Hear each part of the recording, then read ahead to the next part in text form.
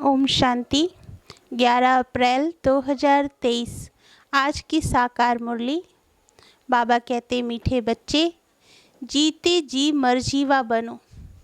हम अशरीरी आत्मा हैं।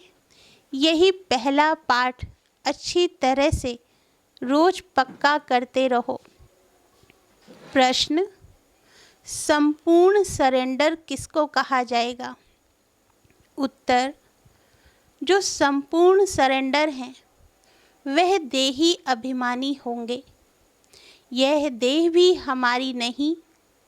अभी हम नंगे बनते हैं, अर्थात तन मन धन जो कुछ है वह बाबा को अर्पण करते हैं। सब मेरा मेरा समाप्त कर पूरे ट्रस्टी होकर रहना ही संपूर्ण सरेंडर होना है।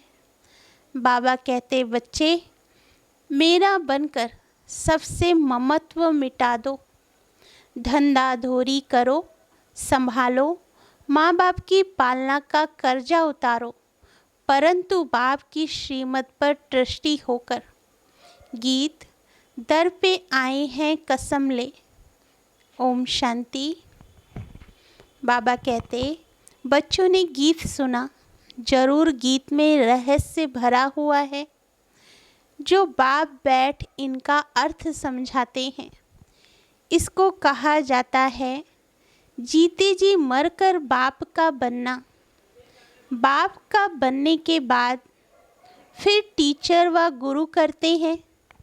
ऐसे भी नहीं, सभी लौकिक गुरु करते हैं, मेजॉरिटी गुरु करते हैं।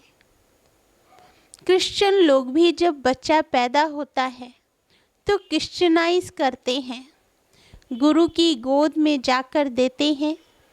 फिर पादरी हो या कोई भी हो, पादरी तो क्राइस्ट नहीं हुआ, कहेंगे उनके नाम पर हम क्रिश्चियन बनते हैं। अभी तुम बच्चे जानते हो, पहले पहले तो हम बाप के बनते हैं। अपना तन मन धन जो कुछ है बाबा को अर्पण करते हैं।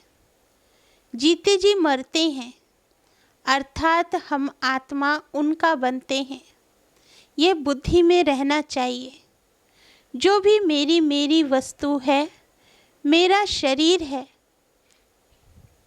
मेरा धन दौलत संबंधी आदि जो कुछ है, भूलते हैं। मरने के बाद सब भूल जाता है। कितनी बड़ी मंजिल है। हम अशरीरी आत्मा हैं, यह पक्का करना है। ऐसे नहीं कि तुम शरीर छोड़ और मर पड़ते हो। नहीं, आत्मा कंप्लीट प्योर थोड़े ही बनी है। भल बाप का बने हो, परंतु बाबा कहते हैं तुम्हारी आत्मा अपवित्र है।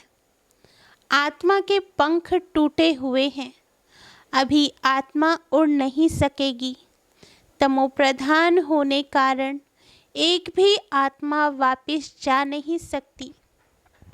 माया ने एकदम पंख तोड़ दिए हैं। बाबा ने समझाया है, आत्मा है फ्लाइंग स्काइट, सबसे तीखी जाती है। उससे तीखी चीज़ कोई होती नहीं। आत्मा से कोई पहुंच नहीं सकता। पिछाड़ी में मच्छरों सदृश सब आत्माएं भागती हैं। कहाँ जाती हैं? बहुत दूर दूर, सूर्य चांद से भी पार। वहाँ से फिर लौटना नहीं है। उन्हों के रॉकेट आदि तो जाकर फिर लौट आते हैं, सूर्य तक तो पहुँच नहीं सकते। तुमको तो उनसे बहुत दूर जाना है। सूक्ष्म वतन से भी ऊपर मूल वतन में जाना है। झट चले जाते हैं, आत्मा को पंख मिल जाते हैं। हिसाब किताब चुकतू कर आत्मा पवित्र बन जाती है। इस कयामत के समय की महिमा बहुत लिखी हुई है। सब आत्माओं को हिसाब किताब चुकतू कर जाना है। अभी तो सब आत्माएं मैली पाप आत्माएं हैं, यहाँ ही पुनर्जन्म लेती रहती हैं। बाबा कहते, तुम जानते हो यह बेहद का ड्रामा है। सब एक्टर्स को पार्ट बजाने वहाँ से आना जरूर है। सबकी आत्माएं स्टेज पर आनी है। जब विनाश का समय होता है तो सब आ जाते हैं। वहाँ रहकर क्या करेंगे? एक्टर बिगर पार्ट बजाने घर में थोड़े ही बैठ जाएंगे। नाटक में जरूर आना पड़ेगा। वहाँ से जब सब चले आते हैं तब फिर बाप सबको ले जाते हैं। बाप कहते हैं मैं भल यहाँ हूँ तो भी आत्माएं आती रहती हैं, वृद्धि को पाती रहती हैं नंबरवार। फिर तुम जाएंगे भी नंबरवार। सारा तुम्हारी अवस्था पर मदार है, इसलिए मर्जीवा बनना है। हम आत्मा हैं, यह निश्चय रखना मेहनत है। बच्चे घड़ी घड़ी देह अभिमान में आकर भूल जाते हैं। देही अभिमानी तब होंगे जब कंप्लीट सरेंडर होंगे। बाबा यह सब आपका है, मैं भी आपका हूँ। यह देह जैसे कि हमारी है नहीं, इनको मैं छोड़ देता हूँ। बाबा मैं आपका हूँ। बाबा कहते हैं मेरा बन और सबसे ममत्व मिटा दो। बाकी ऐसे नहीं कि यहाँ आकर बैठ जाना है। तुमको अपना धंधा धोरी करना है, घर संभालना है, बच्चों का कर्जा उतारना है, माता पिता की सेवा कर उनका उजूरा उतार देना है। बच्चों पर माँ बाप की पालना का कर्जा चढ़ता है। अब ये बाप तुम्हारी पालना कर रहे हैं तो तुमसे पहले ही सरेंडर कराते हैं। सब कुछ दे दो, उनसे फिर तुम्हारी पालना भी होती है। ये शिव बाबा का भंडारा है। माता पिता तुम बच्चों की पालना कर रहे हैं। शुरू में जो भी आए थे सभी ने झट सरेंडर कर दिया, अपने पास कुछ नहीं रखा, सरेंडर किया। फिर उस धन से बिगैर छुट्टी पैसा आदि किसी को दे न सके। जैसे शास्त्रों में हरिश्चंद्र की कहानी है, परंतु यथार्थ तो कुछ है नहीं। भारत बिल्कुल पवित्र था। भारतवासियों जैसा पवित्र सुखी कोई होता नहीं। भारत सबसे बड़ा तीर्थ है, जहाँ पतित पावन बाप आकर सारी सृष्टि को, तत्वों को भी पवित्र बनाते हैं। अभी ये तत्व आदि सब दुश्मन हैं। अर्थक्वेक होगी, तूफान लगेंगे, क्योंकि तमो प्रधान है। नेचुरल कैलमिटीज आएगी, बहुत दुख देगी। इस समय सब दुख की चीज़ें हैं।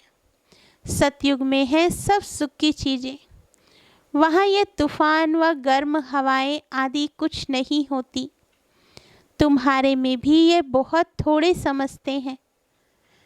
आज है कल नहीं है तो कहेंगे कुछ नहीं समझता था। भल यहाँ आते हैं परंतु सब कायम थोड़े ही रहते हैं।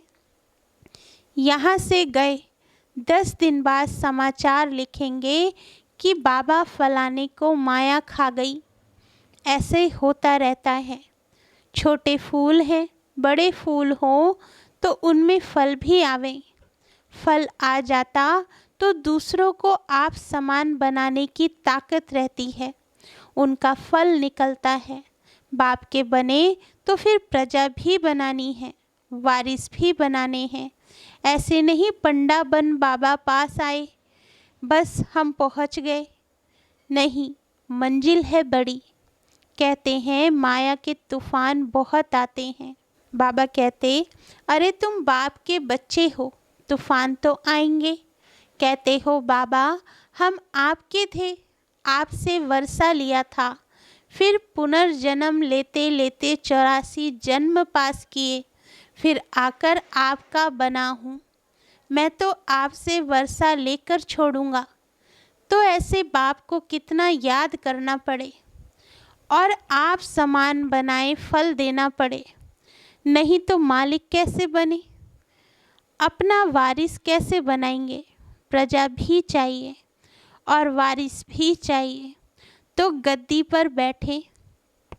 बाबा के पास तो बहुत आते हैं, फिर फारकती दे देते हैं। बुद्धि का योग टूटा, खेल खत्म। बाबा कहते, कई बच्चे बाबा से आकर पूछते हैं, बाबा अवस्था को कैसे जमाएं, कोई तूफान ना लगे। उन्हों को तो रास्ता बतलाते ही रहते हैं कि बाप को याद करो, तूफान तो लगेंगे ही। बॉक्सिंग में ऐसा कब देखा जो एक ही थप्पड़ खाता रहे? जरूर दोनों में हिम्मत होगी। थप्पड़ एक वह लगाएंगे तो 10 थप्पड़ दूसरे भी लगाते होंगे। यह भी बॉक्सिंग है। बाप को याद करते रहेंगे तो माया भागती जाएगी, परंतु फट से तो नहीं होगा। माया से कुश्ती लड़नी है। ऐसे मत समझो माया थप्पड़ नहीं मारेगी। भल कोई भी बड़ी बॉक्सिंग है, बहुत डर जाते हैं। माया एकदम नाक में दम कर देती है। युद्ध स्थल है ना, बुद्धि योग लगाने में माया बहुत विघ्न डालती है। मेहनत सारी योग में है। भल बाबा कहते हैं, ज्ञानी तू आत्मा मुझे प्रिय लगते हैं, परंतु ऐसा नहीं सिर्फ ज्ञान देने वाला मुझे प्रिय है। पहले योग पूरा चाहिए। बाप को याद करना है। माया के विघ्नों से डरो नहीं, विश्व का मालिक बनते हो। 16,108 की माला बहुत कड़ी है। अंत में आकर पूरी होगी त्रेता अंत तक। इतने प्रिंस प्रिंसेस बनते हैं, कुछ तो निशानी है ना। 8 की भी निशानी है, 108 की भी निशानी है। यह बिल्कुल राइट है। त्रेता अंत तक इतने 16,108 प्रिंस प्रिंसेस होते हैं।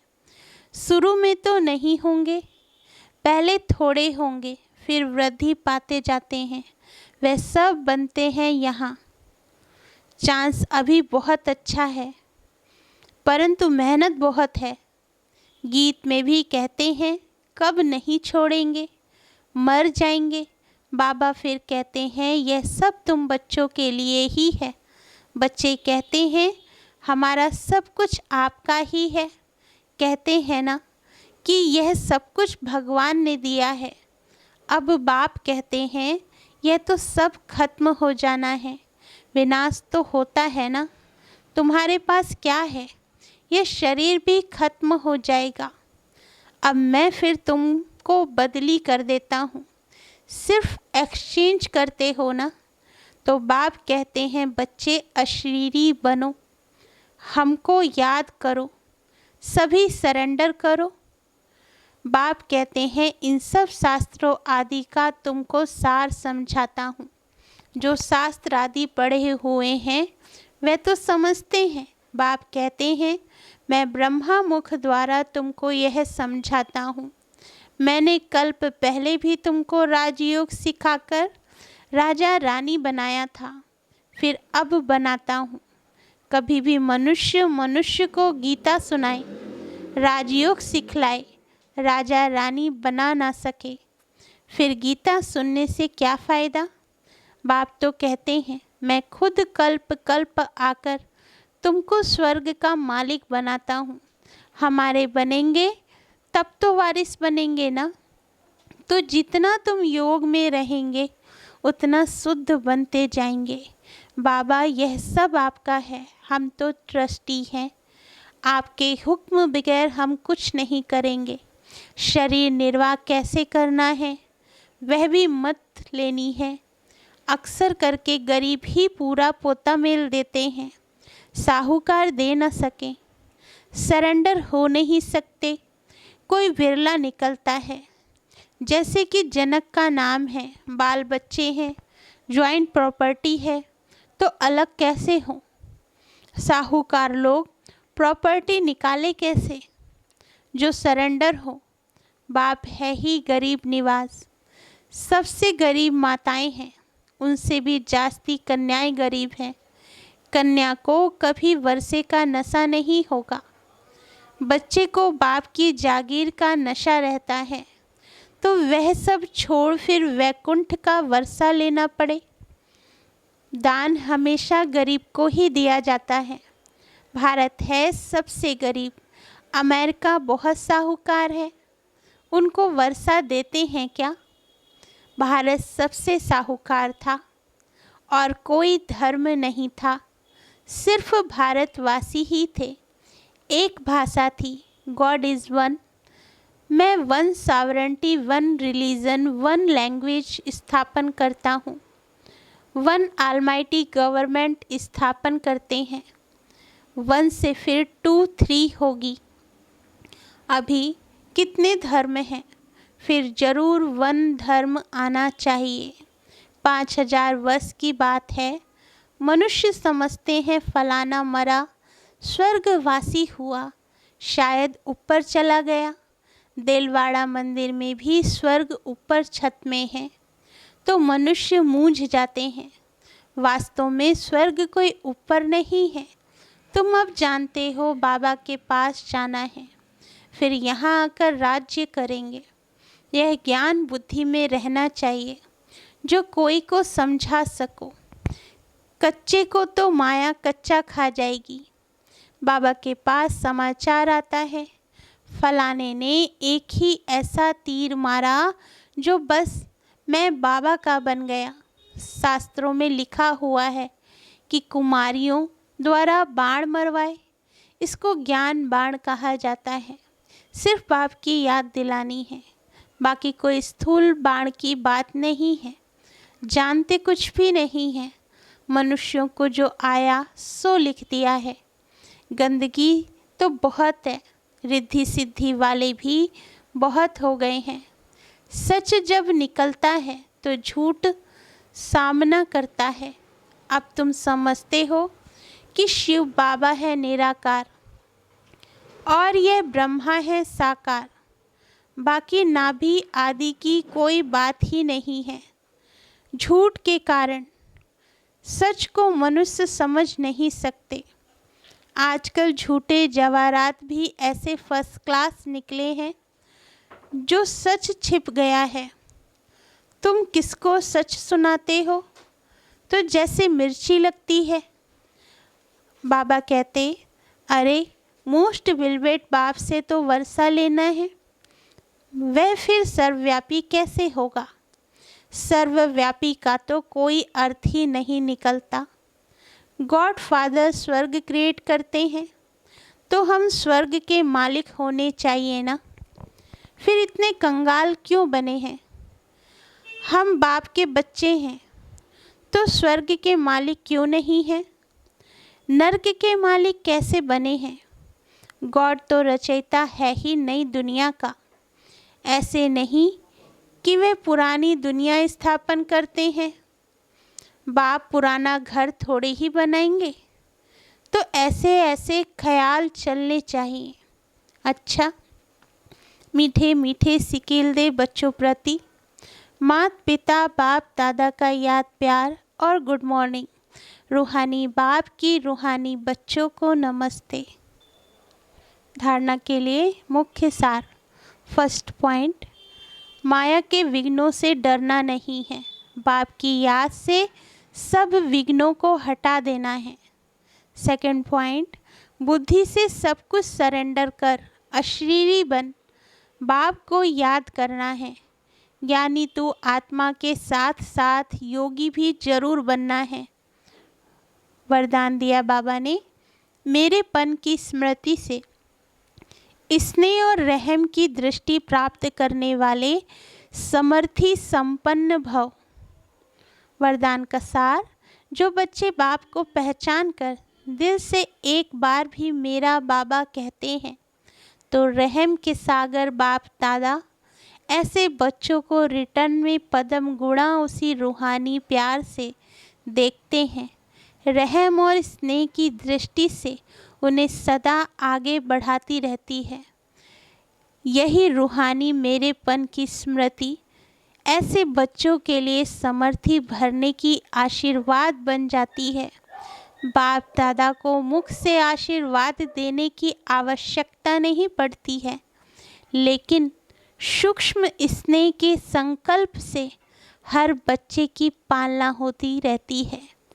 स्लोगन: जो बाप के प्यारे हैं उनका अन्य किसी व्यक्ति व वैभव से प्यार हो नहीं सकता। अच्छा, ओम शांति। मीठे बाबा।